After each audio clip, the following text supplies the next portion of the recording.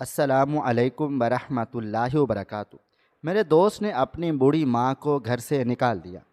میں نے جب انہیں کچرا کنڈی کے ڈھیر پر بیٹھے ہوئے دیکھا تو اٹھا کر اپنے گھر لے آیا۔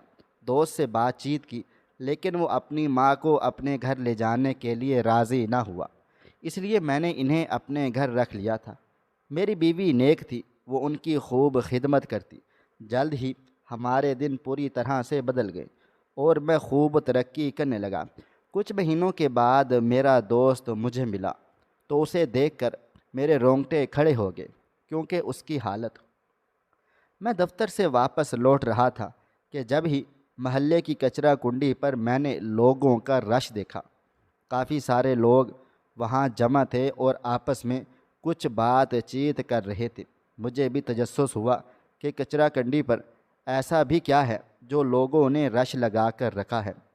پہلے میرے ذہن میں خیال آیا کہ شاید کسی نے کوئی مردہ بچہ پھینک دیا ہو، کیونکہ آج کل ایسی خبریں بہت زیادہ عام تھیں کہ لوگ اپنے ناجائز بچوں کو کچرا کنڈی پر پھینک رہے تھے۔ کچھ ہفتے پہلے بھی اسی کچرا کنڈی سے ایک نوزائیدہ بچے کی لاش ملی تھی، لیکن پھر میں نے سوچا کہ اگر ایسی بات ہوتی تو اب تک یہ رش چھٹ چکا ہوتا۔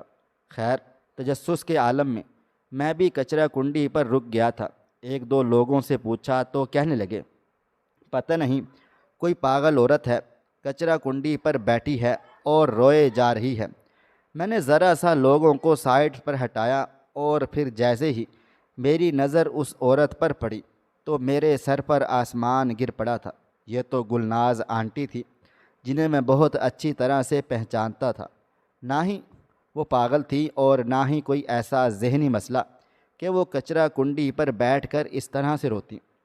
میری ان سے آخری ملاقات تقریباً 3 سال پہلے ہوئی تھی اور اس وقت وہ بالکل ٹھیک اور نارمل تھی اور اپنے گھر میں خوش باش تھی۔ یہ شاہ نواز کی شادی کے وقت کی بات ہے۔ اس کے بعد سے میری ان سے کوئی بھی ملاقات نہ ہو پائی تھی، کیونکہ شاہ نواز کی بیوی کا مزاج کچھ ایسا تھا کہ میں نے اس کے گھر جانا ہی چھوڑ دیا تھا۔ گلناز آنٹی کو دیکھ کر میں جلدی سے آگے بڑھا۔ میں نے آواز دی، گلناز آنٹی، آپ یہاں کیا کر رہی ہیں؟ شاہ نواز کہاں پر ہے؟ آپ اس حال میں یہاں کچرا کنڈی پر کیوں بیٹھی ہوئی ہیں؟ مجھے دیکھتے ہی ان کی آنکھوں میں شناسائی کی رمق ابھری اور پھر وہ ایک دم ہی سر جھکا گئیں اور منہ پھیر لیا تھا، جیسے خود کو مجھ سے چھپانا چاہتی ہوں۔ میں نے آگے بڑھ کر انہیں گندگی کے ڈھیر سے اٹھایا اور لوگوں سے کہا کہ وہ میری جاننے والی ہیں، آپ لوگ فکر نہ کریں، میں انہیں ان کے گھر پہنچا دوں گا۔ وہاں موجود لوگ عجیب عجیب باتیں کرنے لگے کہ پتہ نہیں کیسے کیسے لوگ ہیں، گھر کے بڑوں کی خبر نہیں، اگر پاگل عورت ہے تو باندھ کے رکھنا چاہیے تھا نا، نہ جانے کیسی اولاد ہے، بوڑھی ماں کا بھی خیال نہیں۔ سارا ہی محلہ حیران و پریشان ہو گیا تھا کہ پتہ نہیں کیا معاملہ ہے۔ میں نے گلناز آنٹی کو اپنی موٹر سائیکل پر بٹھایا اور اپنے گھر لے آیا تھا۔ میری بیوی بھی گلناز آنٹی کو اچھے سے پہچانتی تھی۔ ہماری شادی پر گلناز آنٹی نے شرکت کی تھی۔ ان کی شخصیت ایسی تھی کہ جو کوئی ان سے ایک بار مل لیتا تو وہ انہیں دوبارہ بھول نہیں سکتا تھا۔ اس لیے صدف بھی انہیں فوراً سے پہچان گئی تھی۔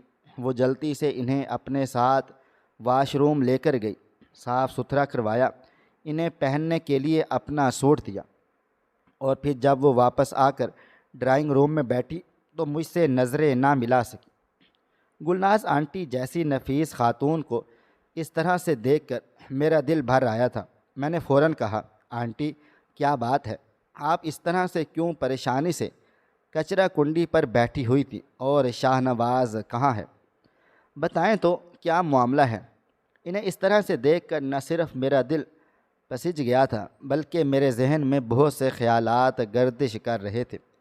شاہ نواز کی بیوی مسرت کو پہلی بار دیکھتے ہی میں اس کی فطرت جان گیا تھا، اس لیے مجھے فوراً سے یہ خیال چلا آیا تھا کہ کہیں مسرت نے تو گلناز آنٹی کو، مگر میں خود سے ایسی کوئی بھی بات نہیں کہنا چاہتا تھا، اس لیے میں نے ان سے پوچھ رہا تھا کہ کیا معاملہ ہے، اور پھر گلناز آنٹی نے روتے ہوئے ایسی بات بتائی کہ میرے لیے یقین کرنا مشکل ہو گیا تھا۔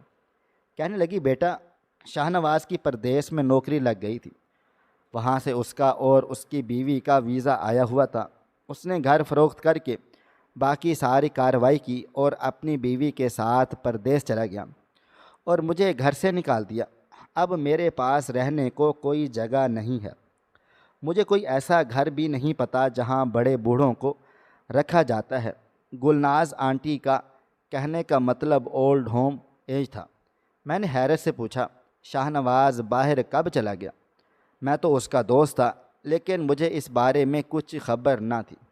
وہ کہنے لگی کہ بس 15 دن ہونے والے ہیں، جب سے میں یہاں وہاں بھٹکتی رہتی ہوں۔ کھانے کو کچھ نہیں ملتا تو کسی کچرا کنڈی پر بیٹھ جاتی ہوں۔ ابھی کچرا کنڈی پر ایک تھیلی میں مجھے شاہ نواز کی پسندیدہ ڈش نظر آ گئی تھی، جو گل سڑ چکی تھی، تو بے اختیار ہی میں اسے یاد کر کے رونے لگ گئی تھی۔ اور پھر لوگ جمع ہو گئے، یہ کہہ کر وہ پھر نظریں چرائے مجھ سے روئی جا رہی تھی۔ میں نے غصے میں کہا کہ اگر اسے جانا ہی تھا تو پھر گھر فروخت کرنے کی کیا ضرورت تھی؟ گلناز آنٹی شرمندگی سے کہنے لگی، بیٹا، اس کی بیوی مسرت کا یہی فیصلہ تھا کہ وہ اب دوبارہ یہاں واپس نہیں آئیں گے، اس لیے گھر فروخت کرنا اس کے لیے بہت زیادہ ضروری تھا۔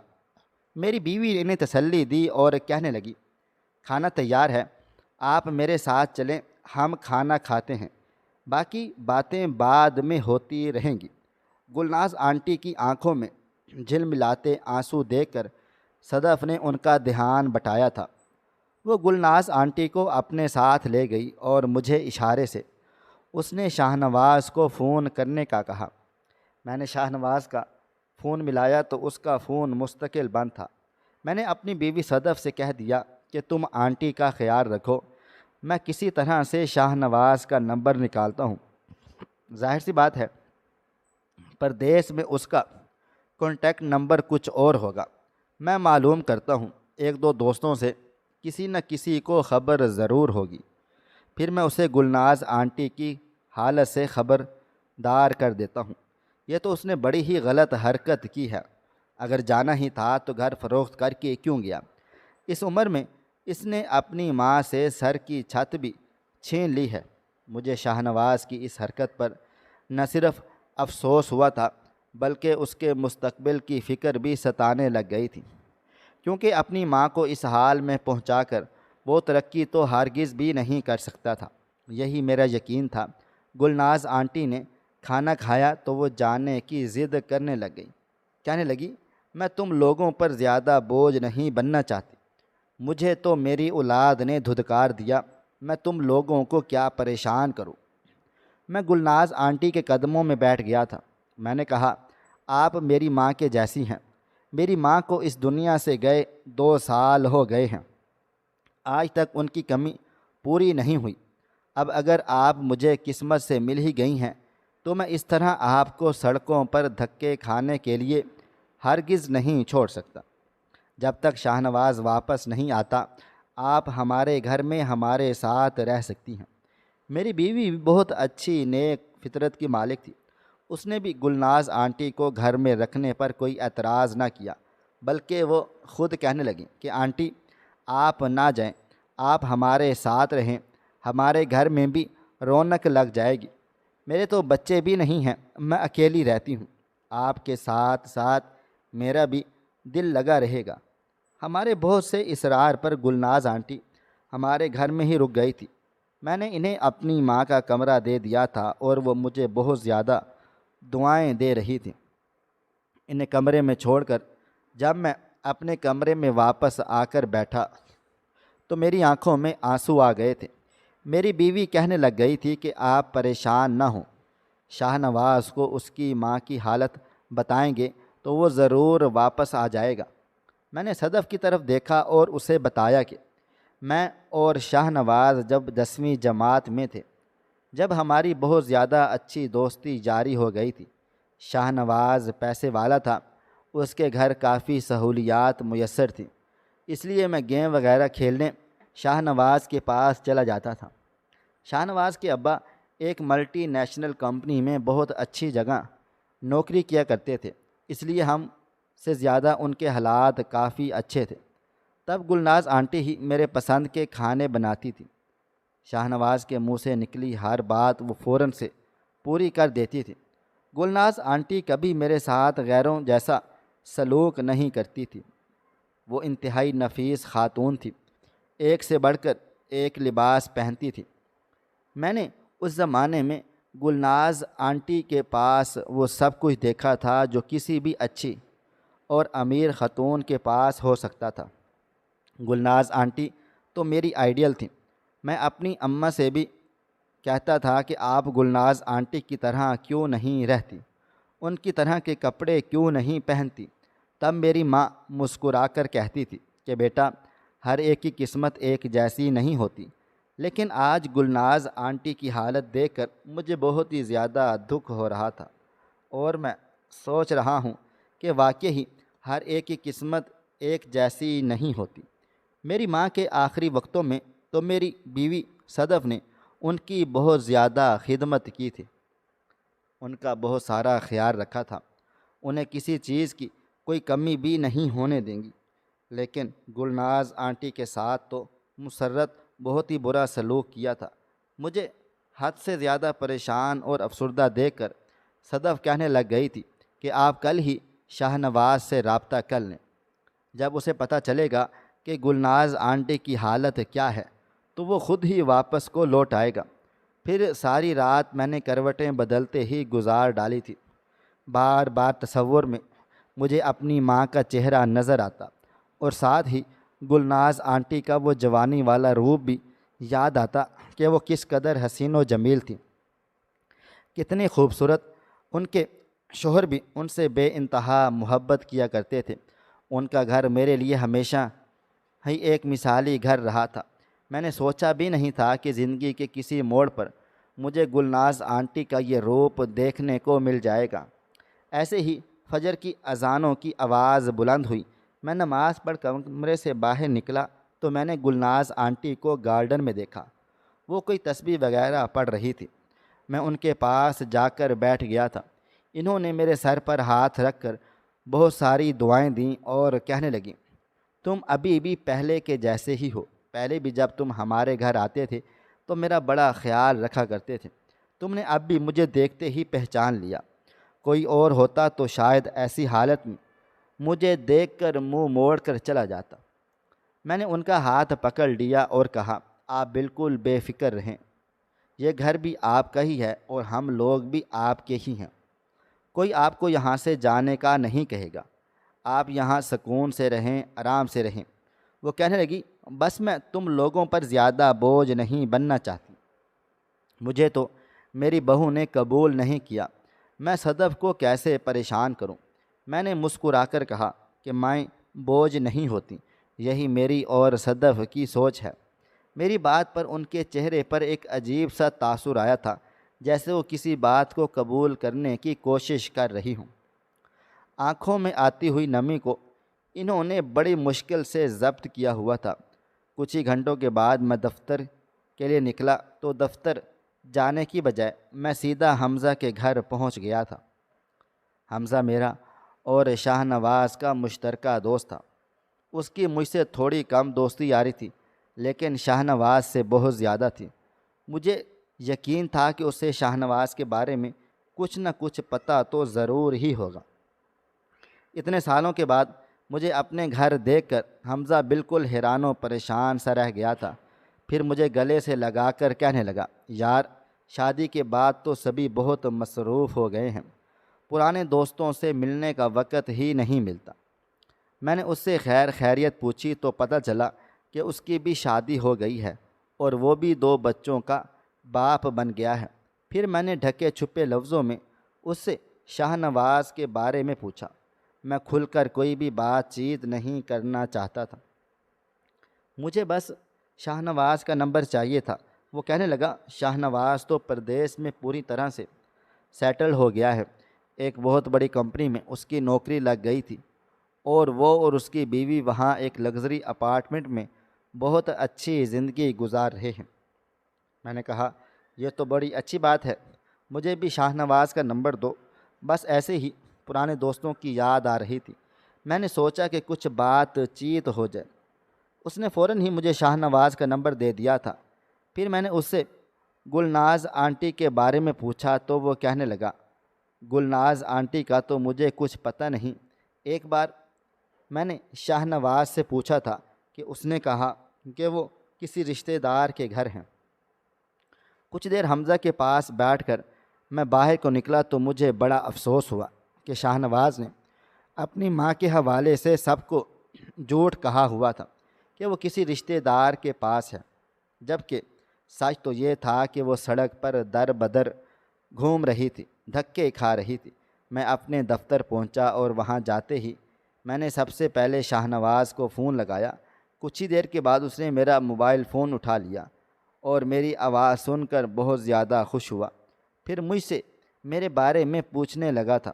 تب میں نے اسے گلناز آنٹی کے بارے میں بتا دیا تھا، یہ بھی بتایا تھا کہ وہ مجھے کچرا کنڈی سے کس حالت میں ملی تھی اور وہ کس ذہنی اذیت سے گزر رہی تھی۔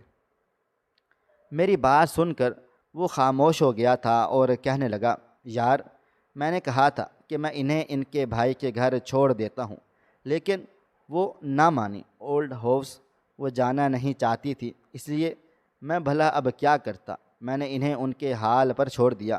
مجھے یہ سن کر بہت زیادہ دکھ ہوا تھا۔ میں نے کہا تم واپس آؤ اور گلناز آنٹی کو اپنے ساتھ لے کر جاؤ۔ جب تمہاری اتنی اچھی خاصی نوکری ہے تو تم ان کا خرچہ کیوں نہیں اٹھا سکتے؟ وہ کہنے لگا، میری بیوی مسرت اماں کو ساتھ رکھنے کے لیے تیار نہیں ہے، راضی نہیں ہے۔ وہ یہاں پر انہیں اپنے ساتھ نہیں لانا چاہتی اور وہاں پر ہمارا ماموں کے سوا کوئی بھی نہیں۔ اماں ماموں کے گھر بھی نہیں جانا چاہتی۔ میں تو خود بیچ میں پھنس کر رہ گیا ہوں۔ تم انہیں کہیں کسی اولڈ ہاؤس میں پہنچا دو، ان کا خرچہ میں تمہیں بھیج دوں گا، یا پھر چاہو تو اپنے گھر رکھ لو، لیکن مجھ سے ان کے بارے میں دوبارہ کوئی بات چیت نہ کرنا۔ شاہ نواز کی بات سن کر مجھے یقین ہی نہیں آیا تھا کہ یہ وہی لڑکا تھا جس کو بڑا کرنے کے لیے گلناز آنٹی نے بہت محنت مشقت کی تھی۔ میں نے شاہ نواز سے کہا کہ انہیں تمہارے پیسوں کی بھی ضرورت نہیں ہے، تم ان کی طرف سے بے فکر ہو جاؤ، آج سے وہ تمہاری ماں ہیں۔ اور میں نے غصے میں فون بند کر دیا تھا۔ جب میں گھر واپس پہنچا تو مسرت اور گلناز آنٹی بیٹھ کر باتیں کر رہے تھے۔ گلناز آنٹی کے چہرے پر مسکراہٹ تھی اور وہ کافی نارمل نظر آ رہی تھی، اس لیے میں نے ان کے سامنے شاہ نواز کی کوئی بات چیت نہیں کی تھی۔ لیکن جب رات کو صدف نے مجھ سے شاہ نواز کے بارے میں پوچھا تو میں نے اسے سب کچھ سچ سچ بتا دیا تھا اور اس سے کہا کہ تم اب بتاؤ، اب میں آنٹی کو اولڈ ہاؤس چھوڑ کر آؤں یا ہم انہیں خود رکھ لیں؟ میری بات سن کر وہ کہنے لگ گئی تھی کہ آنٹی کے آنے سے میرا بہت دل لگ گیا ہے، مجھے ان کے یہاں رہنے پر کوئی بھی اعتراض نہیں ہے۔ وہ تو بہت ہی تجربہ کار اور سمجھدار عورت ہیں، ان کے ہونے سے مجھے بہت آسانی ہوگی، اور پھر وہ بہت ہی محبت کرنے والی بھی ہیں۔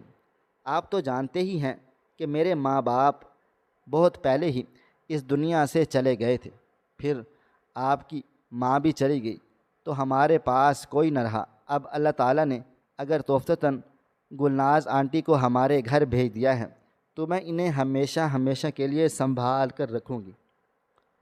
صدف کی سوچ پر مجھے خوشی ہوئی تھی اور پھر گلناز آنٹی نے ہمارے ساتھ ہی رہنا شروع کر دیا تھا۔ دھیرے دھیرے انہوں نے ہمارے گھر کو اپنا گھر مان لیا تھا۔ وہ صدف کا بہت زیادہ خیال بھی رکھتی تھیں۔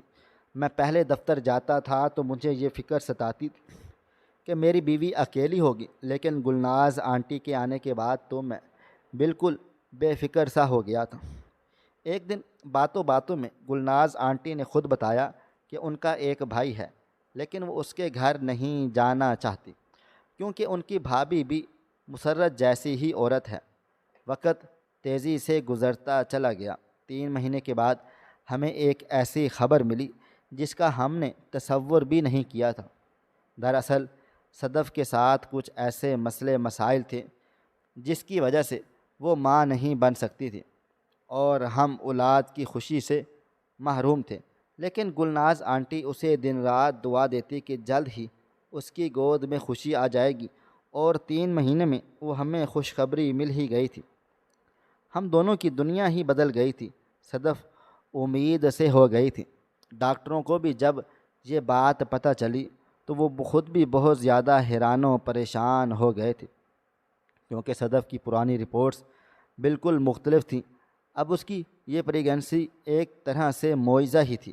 صدف کا کہنا تھا کہ یہ سب کچھ گلناز آنٹی کی دعاؤں کا نتیجہ ہی ہے۔ وہ پہلے سے ہی زیادہ ان کے قریب ہو گئی تھی اور گلناز آنٹی نے ایک ماں کی طرح اس حالت میں بھی صدف کا خیال رکھنا شروع کر دیا تھا۔ ہمارا گھر خوشیوں سے بھر گیا تھا۔ 2 مہینے اور گزرے تو ایک دن میرے باس نے مجھے بلا لیا اور کہنے لگا کہ تم بہت ہی محنت اور ایمانداری سے کام کاج کرتے ہو، اس لیے ہم نے سوچا ہے کہ ہماری نئی برانچ میں ہم تمہیں منیجر کے طور پر ٹرانسفر کر دیں۔ دوسری برانچ تمہارے گھر سے بھی قریب ہے اور منیجر بننے کی خوشی میں تمہیں گاڑی بھی مل جائے گی۔ یہ سننا تھا کہ میں حیران و پریشان سا رہ گیا تھا، کیونکہ فی الحال میں جس پوسٹ پر تھا وہاں سے منیجر کی پوسٹ پر پہنچنے کے لیے مجھے کم سے کم 4 سال انتظار اور کرنا تھا۔ لیکن اتنی اچانک مجھے یہ پوسٹ مل گئی تھی کہ میں خوش ہونے کی بجائے ساتھ ساتھ حیران و پریشان بھی تھا۔ دوسرے ہی دن سے میں منیجر کے طور پر اس برانچ میں پہنچ گیا اور پھر 1 ہفتے کے بعد مجھے کمپنی کی طرف سے گاڑی بھی مل گئی تھی۔ میں خدا کا جتنا شکر ادا کرتا کم تھا۔ میں گلناز آنٹی کی دعاؤں کے حصار میں گھر سے نکلتا تھا اور جب میں گھر میں داخل ہوتا تو مجھے دیکھتے ہی وہ میری خیر خیریت پوچھنے لگ جاتی تھی، مجھے اپنے پاس بٹھا لیتی تھی۔ میں اپنے ہر مسئلے کو ان سے ڈسکس کرنا چاہتا تھا اور وہ بہت ہی سمجھداری کے ساتھ میرے بہت سے مسائل کا حل بھی بتا دیتی تھی۔ وہ ایک پڑھی لکھی اور بہت ہی سلجھی ہوئی خاتون تھی۔ انہوں نے میری زندگی کے بہت سے مسائل کو چٹکیوں میں حل کر دیا تھا۔ ایسے ہی 1 سال گزر گیا۔ ہمارے گھر ایک بیٹی کی پیدائش ہوئی۔ ہم نے اس کا نام رکھنے کا حق بھی گلناز آنٹی کو دے دیا تھا۔ گلناز آنٹی نے اس کا نام شہر بانو رکھا تھا۔ شہر بانو ہمارے گھر میں مزید رونق لے آئی تھی اور ہماری زندگی پوری طرح سے ٹھیک ہو گئی تھی۔ سب کچھ صحیح جا رہا تھا، لیکن ایک دن میں دفتر سے واپسی کے لیے نکلا تو دفتر کے دروازے پر کھڑے شخص کو دیکھ کر میں حیران و پریشان سا رہ گیا تھا اور اجڑی حالت میں بکھرے ہوئے بال، وہ شخص کسی طرح بھی پہچاننے میں نہیں آ رہا تھا۔ اس کے گندے کپڑے دیکھ کر تو کوئی بھی اسے دیوانہ، مجنوں یا پاگل ٹھہرا سکتا تھا، لیکن مجھے اسے پہچاننے میں 2 سیکنڈ بھی نہ لگے۔ وہ کوئی اور نہیں بلکہ شاہ نواز تھا۔ مجھے دیکھتے ہی وہ رونے لگ گیا اور مجھ سے گلناز آنٹی کے بارے میں پوچھنے لگا۔ میں نے اسے گلناز آنٹی کے بارے میں تو کچھ نہ بتایا تھا، البتہ اسے اپنے آفس میں بلا کر بٹھایا تھا اور کہا کہ بتاؤ یہ تمہیں ہوا کیا ہے، یہ تمہارا کیا حال ہو رہا ہے، تم پردیس کب سے واپس لوٹے ہو؟ میری بات سن کر وہ رونے لگ گیا تھا اور کہنے لگا کہ اس کی پردیس میں نوکری چھوٹ گئی تھی، پھر دوبارہ سے اسے نوکری نہ ملی۔ مجبوراً وہ اپنی بیوی کے ساتھ وطن واپس چلا آیا۔ میں اس کی بیوی کو پیسے اور عیاشی کی عادت ہو چکی تھی، اس لیے جب یہاں آ کر ان کے حالات نہ سنبھلے تو وہ کسی اور آدمی کے ساتھ ان کے حالات نہ سنبھلنے کی وجہ سے تو وہ کسی اور آدمی کے ساتھ چلی گئی تھی اور اس نے شاہ نواز کو تنہا چھوڑ دیا تھا۔ شاہ نواز یہاں جانے سے اپنا گھر فروخت کر چکا تھا، نوکری اس کے پاس تھی نہیں، جو جمع پونجی تھی سب کچھ اس ہوٹل میں رہ کر اس نے خرچ کر ڈالی تھی۔ اب وہ بالکل اسی طرح سڑک پر بیٹھا تھا جس طرح کچھ عرصہ پہلے گلناز آنٹی سڑک پر بیٹھی ہوئی تھی۔ وہ ہاتھ جوڑ کر روتے ہوئے کہہ رہا تھا، مجھے میری ماں کے پاس پہنچا دو، ان کی بد دعائیں لے کر میری زندگی ختم ہو گئی ہے، تباہ و برباد ہو گئی ہے۔ میں نے اسے غصے سے دیکھا اور کہا، تم کیسی اولاد ہو؟ تمہیں اپنی ماں کی فطرت کا نہیں معلوم؟ تو کیا تمہیں لگتا ہے کہ گلناز آنٹی نے تمہیں بھی کوئی بھی بد دعا دی ہوگی؟ انہوں نے تمہیں کبھی کوئی بد دعا نہیں دی۔ ہاں ہاں، اتنا ضرور ہوا کہ ان کے آنسوؤں نے عرش کو ہلا ڈالا تھا اور تمہیں خود بخود سزا مل گئی تھی۔ لیکن ایک ماں کبھی اپنی اولاد کو بد دعا نہیں دے سکتی۔ تمہارے ساتھ جو کچھ ہوا وہ تمہارے گناہوں کا نتیجہ تھا، نہ کہ تمہاری ماں کی بد دعاؤں کا اثر۔ تم نے ایک پل کے لیے بھی یہ نہ سوچا کہ تمہارے پیچھے تمہاری ماں کا کیا حال ہوگا، وہ کہاں جائے گی۔ تم نے اس کے سر سے چھت بھی چھین لی تھی، لیکن اب خود پر گزری تو احساس ہو رہا ہے، اپنی ماں کی یاد آ رہی ہے۔ اگر اب بھی میں تمہارے ساتھ یہ سب کچھ نہ ہوتا تو میں شاید کبھی پلٹ کر گلناز آنٹی کو تلاش کرنے کی کوشش ہی نہ کرتا۔ تم جیسا انسان اولاد کہلانے کے لائق نہیں، اور نہ ہی گلناز آنٹی کو اب تمہاری کوئی بھی ضرورت ہے۔ میری بات سن کر وہ میرے قدموں میں بیٹھ کر رونے لگ گیا تھا، معافی مانگنے لگا، کہنے لگا بس ایک بار مجھے میری ماں سے ملوا دو۔ میں اسے اٹھا کر اپنے گھر لے آیا تھا۔ میرا دل تو نہیں مانتا تھا کہ میں اسے گلناز آنٹی سے ملواؤں، لیکن وہ گلناز آنٹی کی اولاد تھا، میں ان سے کیسے دور کر سکتا تھا۔ گلناز آنٹی اپنے بیٹے کی ایسی حالت دیکھ کر پھوٹ پھوٹ کر رونے لگی تھی۔ انہوں نے کوئی شکوہ شکایت نہیں کی تھی، بلکہ شاہ نواز کو سینے سے لگا لیا تھا، اس کے بالوں میں ہاتھ پھیرتے اور وہ اس کی خیریت پوچھ رہی تھی۔ شاہ نواز نے خود پر گزری ہر اذیت کے بارے میں انہیں کھل کر بتا دیا تھا، جبکہ گلناز آنٹی نے اپنے کسی پریشانی کا ذکر شاہ نواز سے نہیں کیا تھا۔ انہوں نے یہ ثابت کر دیا تھا کہ ماں کی محبت ہر لالچ سے پاک صاف ہوتی ہے۔ انہوں نے شاہ نواز کو فوراً سے معاف کر دیا تھا اور اسے کہا تھا کہ وہ پریشان نہ ہو۔ پھر گلناز آنٹی نے مجھ سے کہا کہ میں شاہ نواز کے لیے کسی نوکری کو انتظام کر دوں گا۔ میں نے گلناز آنٹی سے کہا کہ وہ تو میں کر دوں گا، لیکن میں آپ سے شاہ نواز کے ساتھ جانے نہ دوں گا۔ میری بیٹی گل شہر بانو گلنار آنٹی کو دادی دادی کہنے لگ گئی تھی اور صدف بھی انہیں اماں پکارنے لگی تھی۔ میں نے ایسا کہا کہ اپنی بیٹی کی دادی کو اس سے دور نہیں کر سکتا۔ یہی وجہ ہے کہ اب وہ دوبارہ کبھی آپ کے ساتھ بھی نہیں رہے گا۔ میں شاہ نواز کو تو سیٹ کروا دوں گا، لیکن اب آپ کی فکر، اسی گھر میں ہی آپ میرے ساتھ رہیں گی۔ میری بات سن کر گلناز آنٹی کی آنکھوں میں آنسو آ گئے تھے۔ انہوں نے مجھے سینے سے لگایا تھا اور مجھے یقین دلایا تھا کہ وہ مجھے کبھی چھوڑ کر بھی نہیں جائیں گے۔ میں نے شاہ نواز کو نوکری دلوائی تھی اور وہ ایک کمرے کے چھوٹے سے کرائے کے گھر میں رہنے لگ گیا تھا۔ دھیرے دھیرے اس کے حالات کچھ بہتر ہو رہے تھے، لیکن میں نے گلناز آنٹی کو اپنے گھر میں نہیں جانے دیا تھا۔ وہ خود بھی اب مجھے چھوڑ کر نہیں جانا چاہتی تھی۔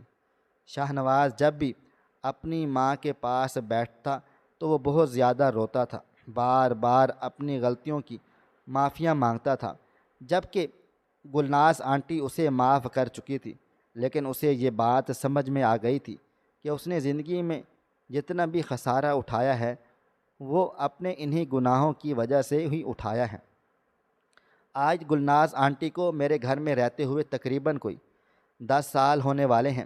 میری بیٹی 9 سال کی ہو گئی ہے۔ ہماری زندگی میں ہر گزرتے دن کے ساتھ ساتھ خوشیاں بھی بڑھتی چلی جا رہی ہیں۔ میں آپ سب سے یہی کہنا چاہوں گا کہ جب تک ہم اپنے بڑوں کا خیال نہیں کریں گے، ان کی عزت اور احترام نہیں کریں گے، تب تک ہم زندگی میں کبھی بھی کامیابی اور ترقی حاصل نہیں کر سکتے۔ بڑوں کی دعائیں تقدیر بدلنے کے لیے کافی سازگار ہوتی ہیں۔ ناظرین، آپ کو ہماری آج کی کہانی کیسی لگی؟ کمنٹ باکس میں اپنی رائے کا اظہار ضرور کریں۔ ملتے ہیں کل ایک نئی اور دلچسپ کہانی کے ساتھ۔ اللہ حافظ۔